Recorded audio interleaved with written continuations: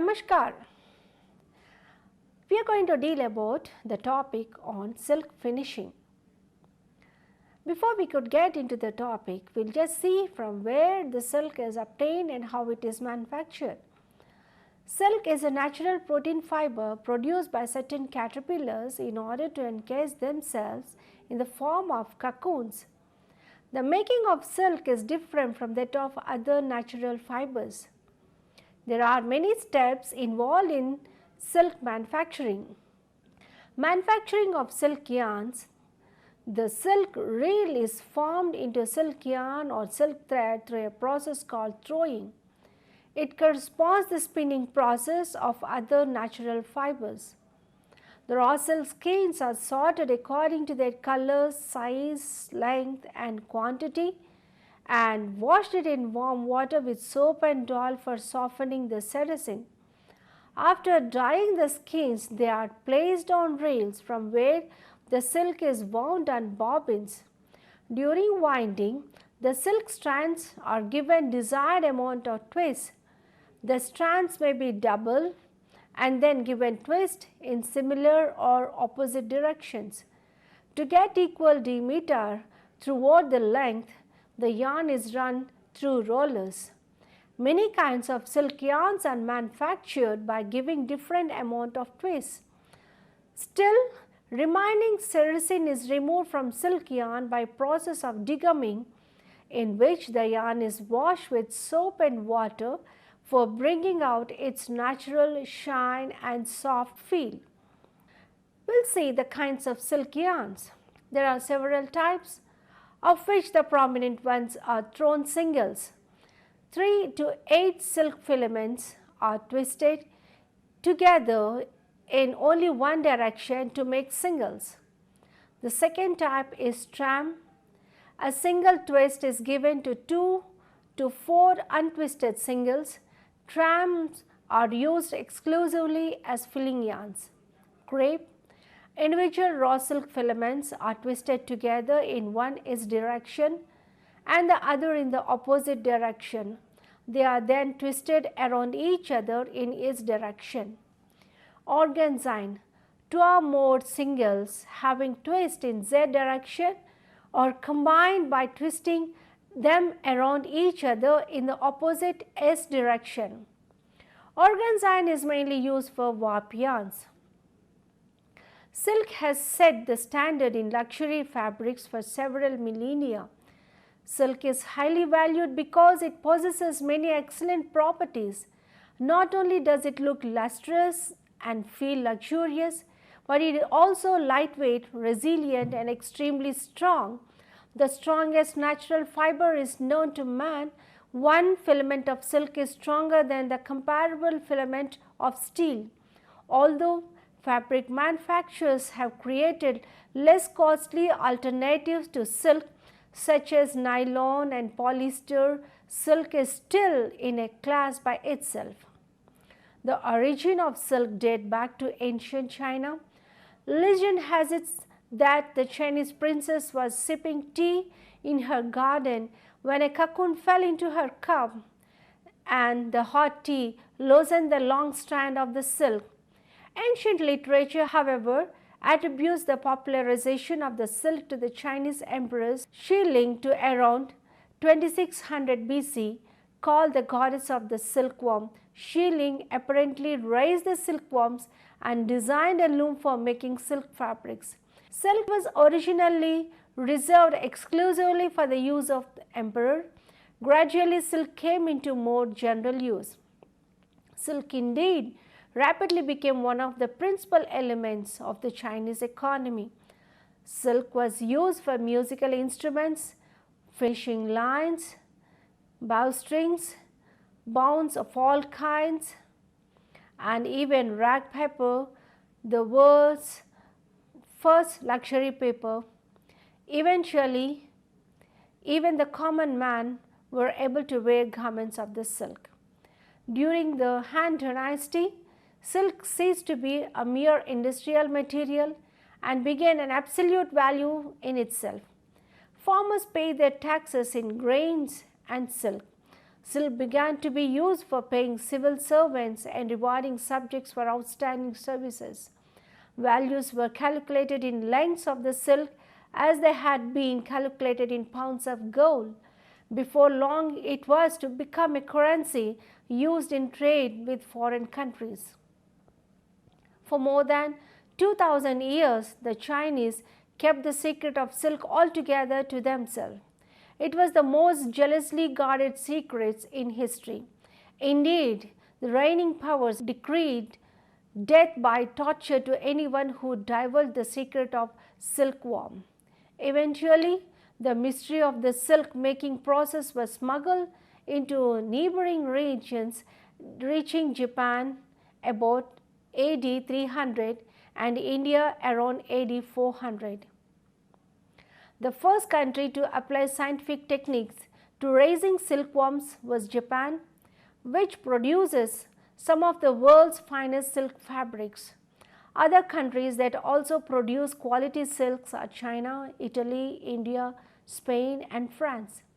China was the largest exporter of the raw silk in the early 1990s, accounting for about 85% of the world's raw silk, worth about $800 million. The next in the line in the world market is India.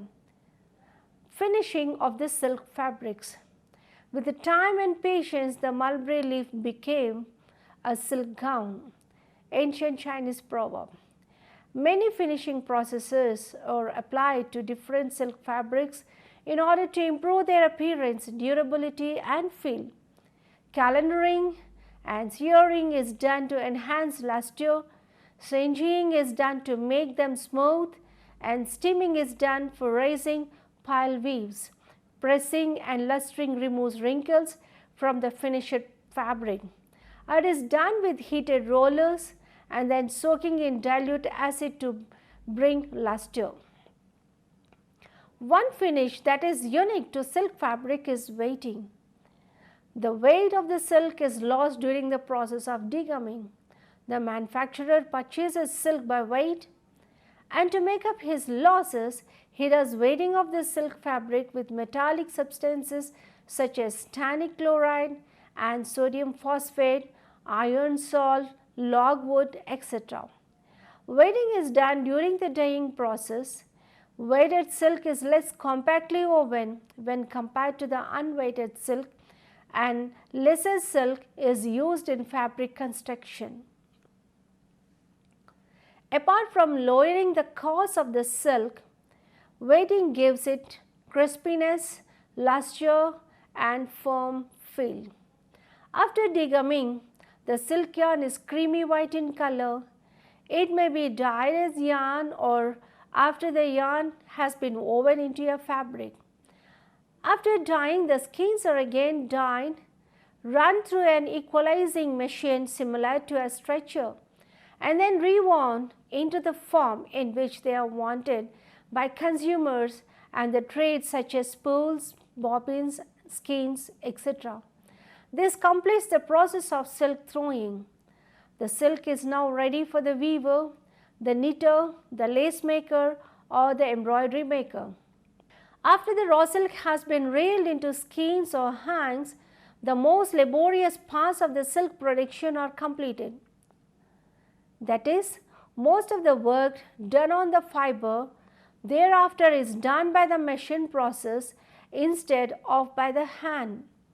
The amount of hand labor that it takes to produce raw silk is almost incredible, and the amount of labor taken after the machine process begin is no less than for other textiles.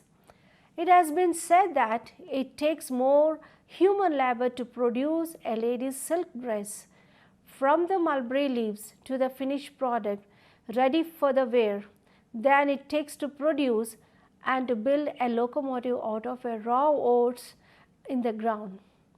More hours are expended and more people have something to do with work.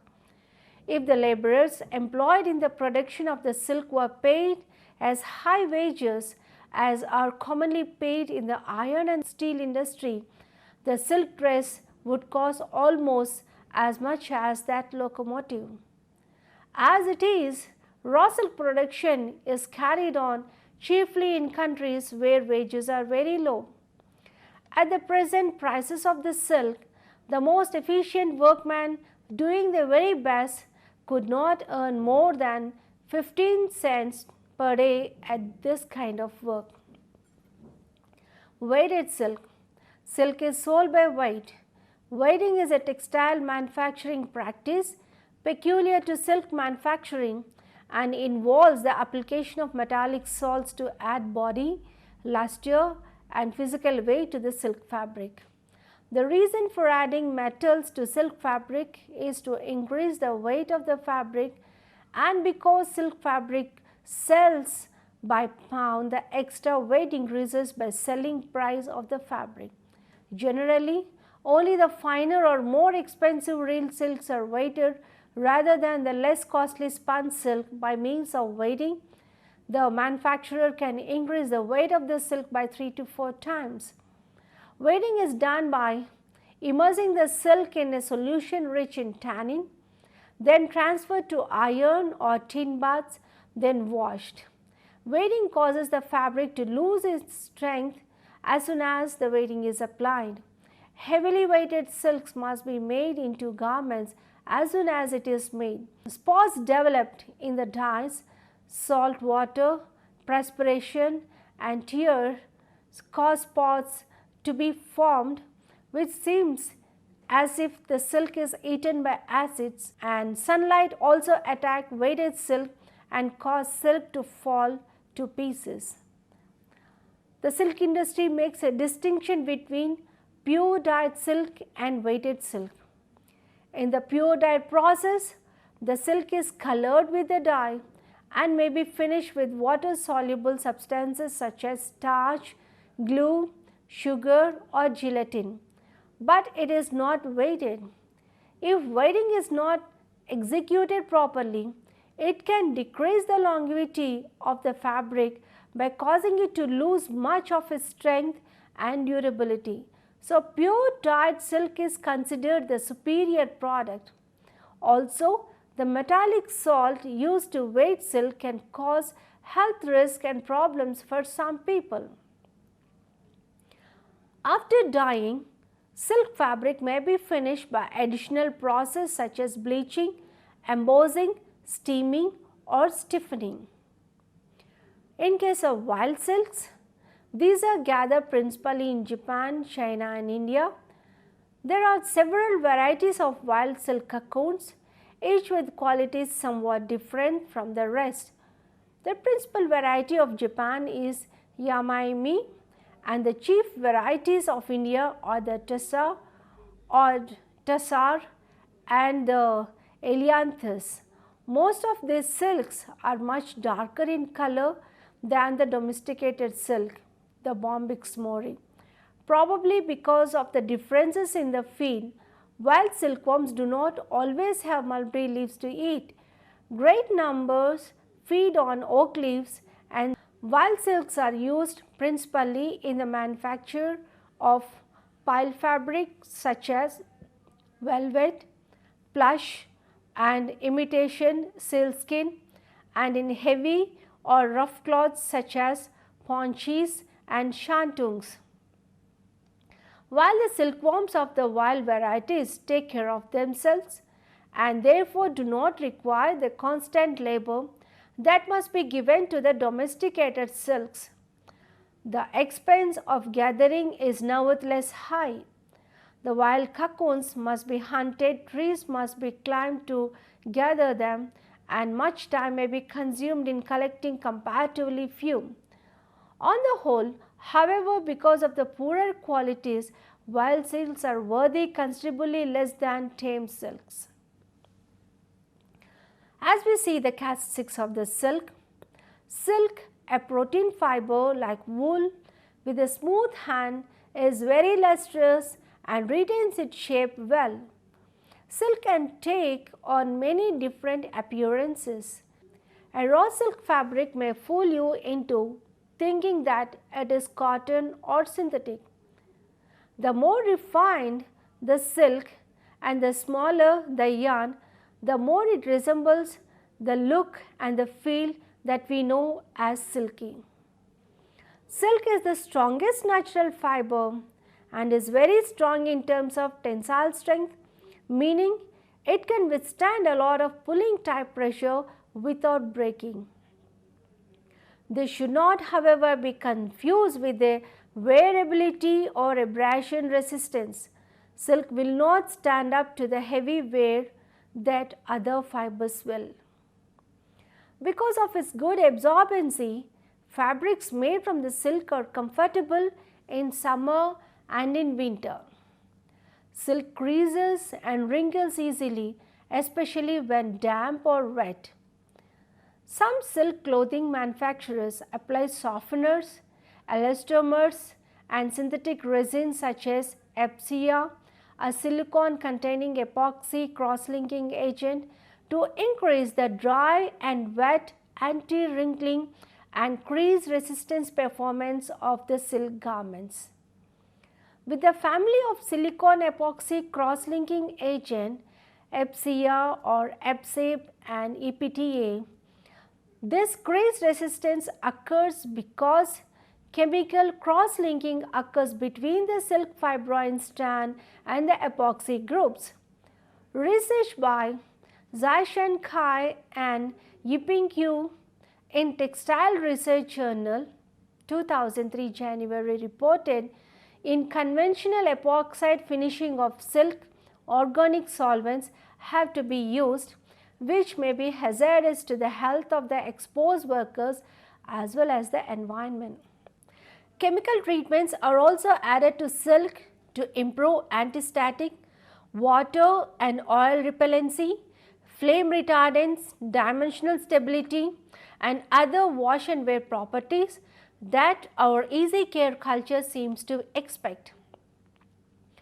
Textile chemicals have become an integral and important component of conventional textile and clothing manufacturing, and textile chemicals, also known as textile auxiliaries, have two primary purposes: to increase the efficiency and lower the cost of conventional textile manufacturing, and to create special finishing effects and properties for the clothing. Silk fabrics have poor resistance to sunlight and UV exposure and must be protected from the sun. Draperies should be lined and even interline may be desirable. Colors can fade by oxidation called as gas fading.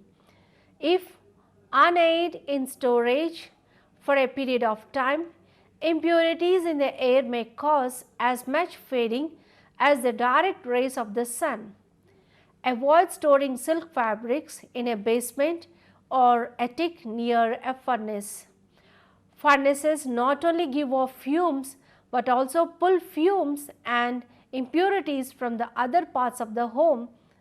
Silk will become brittle and age on exposure to sunlight. Silk fibroin from the silkworm is an ideal biomaterial having biocompatibility, biodegradation properties, non-toxicity, absorption properties, etc., and has been widely used for sutures and other medical applications. Silk care instructions. Correct care will ensure that your silk products will last for years without losing their quality. A few important rules need to be observed. As silk is a natural fiber, it cannot be treated as a debonair as synthetic fibers.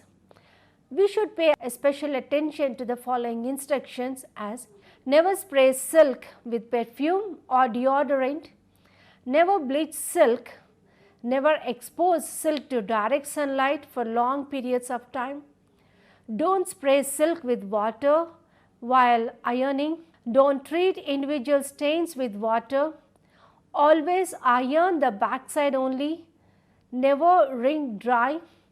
In contrast to the widespread opinion that silk can only be dry cleaned, silk products can be washed by hand without being damaged. Further, use mild soap or specially formulated silk shampoos. Soak silk in lukewarm water with 3 to 5 minutes. If silk is dark or printed, do not let it soak, just quickly wash it in cold water. Gently move the fabric during the soaking from inside to side. Do not wring dry. Handle wet silk with even greater care as it is very delicate. After a maximum of 5 minutes, remove the silk from the water and rinse the fabric with cold water, adding a teaspoon of vinegar to completely rid off the soap. Wrap silk in a dry towel to remove the remaining liquid. Use several layers when using dark or printed silks. Roll out the silk and straighten it gently with the corners. Iron it. Silk should always be ironed on the back side. It should always be still, slightly moist. Check out your iron settings. Don't iron silk too hot. Always remember that silk is a protein structure. Much like human hair, heat will damage it. Observe these considerations and you will enjoy your silk products for a very long time. Thank you.